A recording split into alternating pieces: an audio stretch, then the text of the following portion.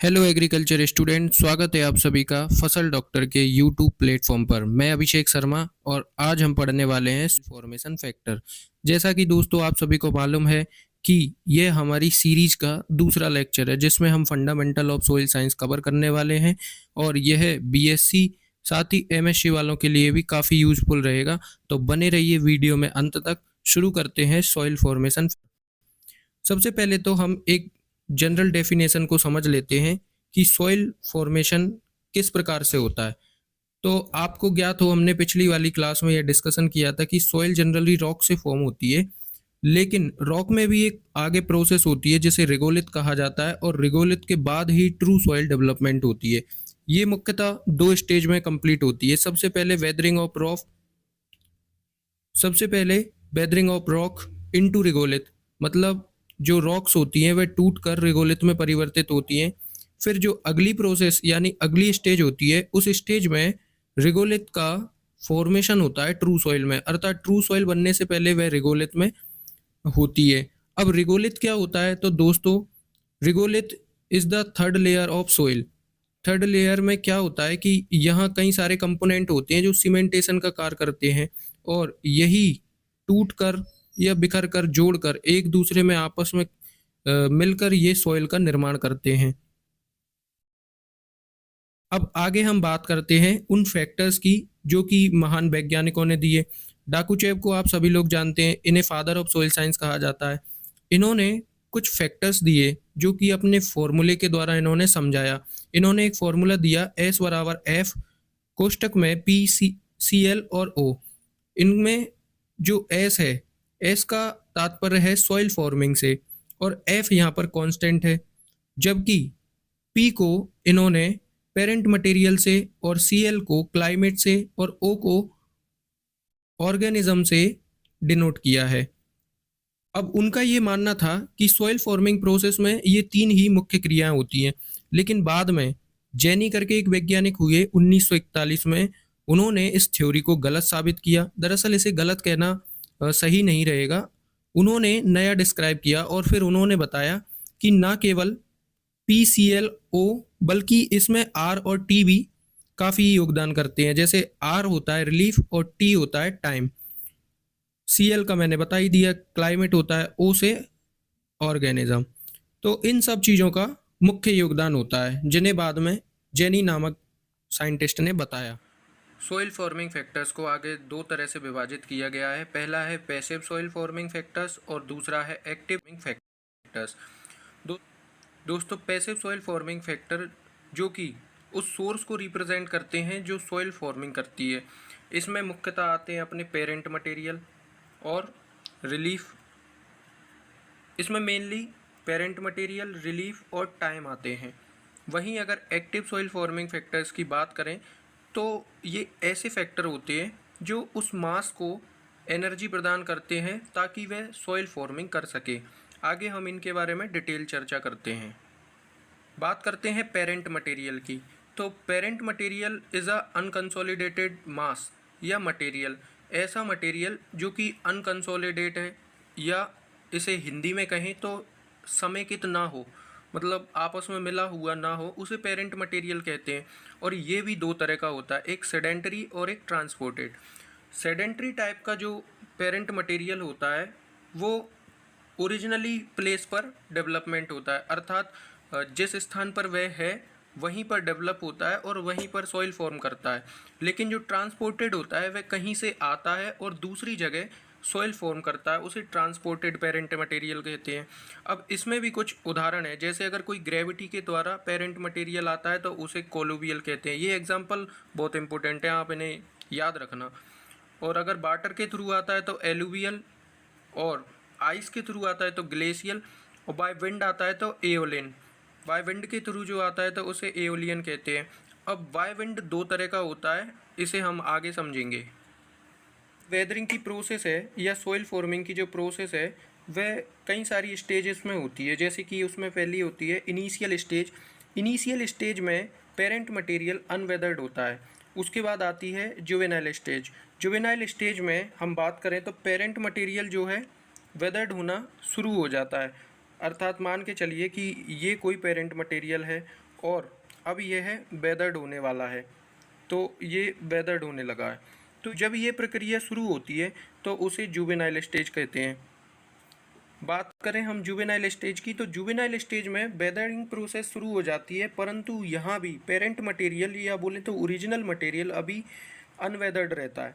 अब बात करते हैं वायरल की, तो इसमें जो ईजिली वेदरेबल मटेरियल होता है वह वेदर्ड हो जाता है और जो शेष बच जाता है वह स्लोली बाद में वेदर्ड होते रहता है, यानी जो कठोर मास होता है वह धीरे धीरे वेदर्ड होता है। इसलिए वायरल स्टेज को याद रखना, इसमें जो आसानी से वेदर होने वाले मटेरियल वेदर्ड हो जाते हैं और जो कठोर होते हैं वह बाद में धीरे धीरे वेदर्ड होते हैं। इसमें जो है क्ले कंटेंट तैयार हो जाता है। करें सेनाइल स्टेज की, तो सेनाइल स्टेज में डीकम्पोजिशन लगभग कंप्लीट हो जाता है, या बोलें तो मोस्टली कंप्लीट हो जाता है 90%। यहाँ पर कुछ मिनरल्स बच जाते हैं जो रेसिस्टेंट होते हैं और वे सर्वाइव कर जाते हैं। फाइनल स्टेज में सॉइल डेवलपमेंट कंप्लीट हो जाता है और ये सब किस में होता है, अंडर प्रीवेलिंग इन्वायरमेंट, मतलब एक अच्छे इन्वायरमेंट, एक अच्छी कंडीशंस में ये सब क्रियाएं होती हैं। आपसे यह इस तरह पूछा जा सकता है कि weathering stage in soil formation में किस प्रकार होती हैं, उन स्टेजों का वर्णन कीजिए, तो आप इन्हें लिख सकते हैं। अब बात करते हैं वेदरिंग की, तो वेदरिंग एक ट्रांसफॉर्मेशन प्रोसेस है जिसमें कि सॉलिड रॉक पेरेंट मटेरियल में कन्वर्ट होते हैं। अब वो किस प्रकार से कन्वर्ट होते हैं, वे उनके भी दो तरीके हैं। पहला है फिजिकल या मैकेनिकल, दूसरा है केमिकल। फिजिकल में लिखा हुआ है डिसइंटीग्रेटेड और केमिकल में लिखा हुआ है डीकम्पोजिशन। अब ये क्या प्रोसेस है, तो मैं आपको बता दूं, फिजिकल में कोई भी बाहरी क्रियाएं नहीं होती हैं। इसमें दो कण आपस में ही टूट जाएं या बिखर जाएं तो वह डिसइंटीग्रेट करते हैं आपस में, लेकिन केमिकल प्रोसेस में कई सारे माइक्रो ऑर्गेनिज्म वर्क करते हैं और उस मटेरियल को डीकम्पोज करते हैं, जिसके थ्रू जो है सॉइल डेवलपमेंट होती है, या बात करें पेरेंट मटेरियल डेवलप होता है। पेरेंट मटेरियल के बाद ही सॉइल डेवलप हो जाती है। अब इसमें जो चित्र दिया है हम उसके माध्यम से थोड़ा समझते हैं। हम इसके बारे में पहले भी चर्चा कर चुके हैं, वेदरिंग प्रोसेस के बारे में। अब एक बार फिर से चर्चा कर लेते हैं। जैसे कि आपको दिख रहा है कि यह एक मोल्टन मैग्मा है। जैसा कि आप देख पा रहे हो कि यहाँ एक वोल्केनो है और वोल्केनो से पदार्थ बाहर यानी मैग्मा बाहर आ रहा है, और जब ये बाहर आके इस स्थान पर आ जाता है तो इसे कहते हैं एक्सट्रूसिव रॉक। ये हम पहले बात कर चुके हैं। एक्सट्रूसिव भी कौन सी, इग्नियस, क्योंकि सबसे पहले इग्नियस बनती है, और अगर ये बाहर ना आए और ये मैग्मा यहाँ अंदर ही रह जाए तब इस क्रिया को कहेंगे हम, तब इस क्रिया को बोला जाएगा इंट्रूसिव इग्नियस रॉक। बात करें इग्नियस रॉक से सेडिमेंट्री रॉक कैसे फॉर्म होती है, तो इसमें कई सारे एनवायरमेंटल फैक्टर होते हैं, जैसे कि कूल एंड कंसोलिडेशन, वेदरिंग होने लगता है ट्रांसपोर्टेशन से, डीकम्पोजिशन से, लिथिफिकेशन से, फिर उसके बाद बन जाता है अपना सेडिमेंट्री रॉक। और सेडिमेंट्री रॉक में कई सारे परिवर्तन होने के बाद, सेडिमेंट्री रॉक और इग्नियस रॉक दोनों में परिवर्तन होने के बाद बनती है मेटामॉर्फिक रॉक, और मेटामॉर्फिक रॉक बाद में फिर से मैग्मा में कन्वर्ट हो जाती है, और यही प्रोसेस चलती रहती है। इसे कहते हैं वेदरिंग प्रोसेस। आशा करता हूँ कि आपको समझ में आया होगा। दोस्तों, इस YouTube वीडियो को लाइक ज़रूर करें और चैनल को सब्सक्राइब कर लें, ताकि इन फ्यूचर मेरी जो भी वीडियोस आएंगी तो आपको उनका नोटिफिकेशन सबसे पहले मिल जाएगा। और दोस्तों, इस वीडियो को अपने फ्रेंड्स के साथ ज़रूर शेयर करें ताकि उनका भी थोड़ा बहुत फ़ायदा हो सके। अब हम कुछ वेदरिंग एजेंट की बात कर लेते हैं। फिजिकल में अगर बात करें तो सबसे पहले तो फिजिकल कंडीशन ऑफ रॉक ही इसमें जिम्मेदार होती है। अब फिजिकल कंडीशन ऑफ रॉक क्या होती है, तो कई सारी रॉक ऐसी होती हैं जो अपने आप ही चटकने लगती हैं वाया टेम्परेचर और कूलिंग। तो फिजिकल कंडीशन ऑफ रॉक ये भी एक एजेंट होता है। Change in temperature, action of water, action of wind यानी हवा। अब ये तो सब नॉर्मल हैं, इन्हें तो हम आसानी से जान ही लेंगे। साथ ही अगर बायोलॉजिकल बात करें तो इसमें man and animal, higher plant and their roots, microorganism. लेकिन मेन चीज़ है केमिकल डिकम्पोजिशन, और यही हमसे पूछा जाता है। इसमें आता है hydration, hydrolysis, solution carbonation, oxidation, reduction. अब इन क्रियाओं को हम बारी बारी से एक बार जान लेते हैं ताकि ये आपके दिमाग में अच्छे से बैठ जाए, क्योंकि मेन रीज़न ये है कि आपसे पूछा ये सब जाएगा, ये आपसे नहीं पूछे जाएंगे क्योंकि ये कॉमन है और कॉमन चीज़ें आपसे नहीं पूछी जाएंगी। बात करते हैं हाइड्रेशन की। हाइड्रेशन शब्द आपको पढ़ते ही समझ में आ जाना चाहिए कि यहाँ बात पा रही है। बात करते हैं chemical combination of water molecules with a particular substance और mineral leading to change in structure. जो पानी का केमिकल कॉम्बिनेशन होता है वह किसी मिनरल से या किसी सब्सटेंस से जुड़कर उसके स्ट्रक्चर में परिवर्तन करता है, वही क्रिया होती है हाइड्रेशन। हाइड्रेशन की क्रिया में हम बात करें तो हाइड्रोजन अणु आपस में जुड़ जाते हैं और एक नया फैक्टर तैयार करते हैं, जैसे कि रेड हेमेटाइट से लिमोनाइट येलो बन जाता है। अब बात करते हैं आगे, soil forming mineral in rock do not contain any water and they undergo hydration when expose to humid condition. जो सॉइल फॉर्मिंग मिनरल्स होते हैं उनमें किसी भी प्रकार का कोई जल नहीं होता है, और लेकिन वे इस हाइड्रेशन प्रोसेस को पूरा करते हैं किस कंडीशन में? ह्यूमिड कंडीशन में। अब ये ह्यूमिड कंडीशन कहाँ से आएगी? ये तो वातावरण से ही आने वाली है। तो वातावरण में जब ह्यूमिड कंडीशन होगी तो इन मिनरल्स में वाटर पहुँचेगा, और ये वाटर जब मिनरल्स में पहुँचेगा तो ये रॉक्स में स्वेलिंग करेंगे, यानी रॉक्स को फुलाएं। तो सिकुड़ने पर उसके स्ट्रक्चर में जो परिवर्तन आएगा उस परिवर्तन के द्वारा ही रॉक वेदर्ड हो जाते हैं, जो कि बाद में सॉइल बन जाते हैं। तो upon hydration there is swelling and increase in volume of mineral. The mineral lose their is lustre and become soft. It is one of the most common process in nature and work with secondary minerals. हम बात करें तो यह एक बहुत ही common natural process है, अर्थात artificial नहीं है। केमिकल प्रोसेस भले ही है लेकिन नेचुरल है, और यह सेकेंडरी मिनरल्स की तरह वर्क करता है। इसके कुछ उदाहरण यहाँ दिए हुए हैं, आप उनको पढ़ लें। आगे हम बात करते हैं हाइड्रोलिसिस की। हाइड्रोलिसिस एक बहुत ही महत्वपूर्ण प्रक्रिया है केमिकल वेदरिंग में।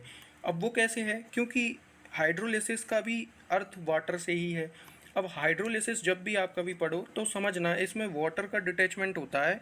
अब वो किस में डिटैचमेंट हो जाता है? वो H+ और OH- आयन में डिटैचमेंट हो जाता है, या यूँ कहें डी एसोसिएशन हो जाता है, वे अलग हो जाते हैं इससे। अब इनके अलग होने के पश्चात ये कंबाइन हो जाते हैं मिनरल, और फिर उनमें मिनरल्स में चेंज करते हैं। और वो चेंज कैसे होते हैं? डिकम्पोजिशन ऑफ क्रिस्टलाइन स्ट्रक्चर में। क्रिस्टलाइन स्ट्रक्चर में जब ये डिकम्पोज करते हैं तो नया कंपाउंड तैयार हो जाता है, जहाँ इस क्रिया में वाटर वीक एसिड के रूप में काम करता है सिलिकेट मिनरल्स पर। आगे बात करते हैं कार्बोनेशन की। कार्बोनेशन क्या होता है?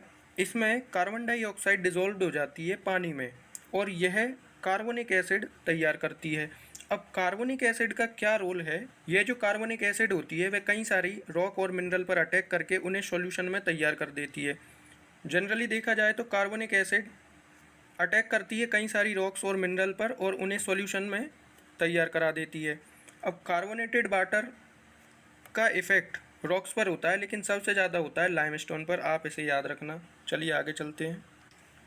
आगे दो प्रोसेस एक ही फैक्टर से रिलेट करती हैं, जिसमें पहला है ऑक्सीडेशन और दूसरा है रिडक्शन। ऑक्सीडेशन की प्रक्रिया में ऑक्सीजन जो है कंबाइन होती है या जुड़ जाती है मिनरल से, लेकिन वहीं अगर रिडक्शन प्रोसेस में देखें तो इसमें ऑक्सीजन का रिमूवल होता है। तो आप इस डेफिनेशन को खुद से पढ़ें ताकि यह आपके दिमाग में आए। मैंने आपको इम्पोर्टेंट टर्म बता दिया।